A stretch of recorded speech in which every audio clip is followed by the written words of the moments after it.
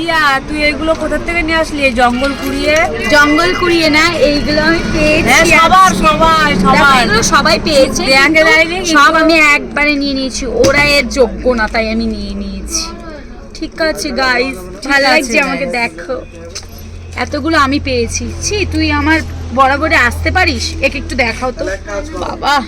এই জন্য আমি পেয়েছি, ওর কিছু পাইনি, এই জন্য হিংসুটি। ও প্রচুর হিংসুটি, তাই তো? হিংসা করিস তো তুই আমাকে, প্রচুর হিংসা করে। ওই দেখো, ওই কুটনিটাকে দেখো, ভালোভাবে দেখাও।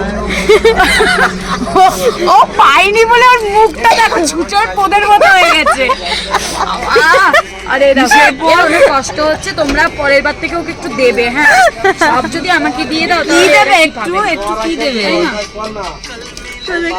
একটু এটা আমারটা নিয়ে চুরি করছে, বিশ্বাস করবে না, আমারটা চুরি করেছে। ইস, সবারটা নিজের অকাদের একটা নেই না গো গাইস। এটা সবাই পেয়েছে, আমি একটু মিথ্যা কথা বললাম।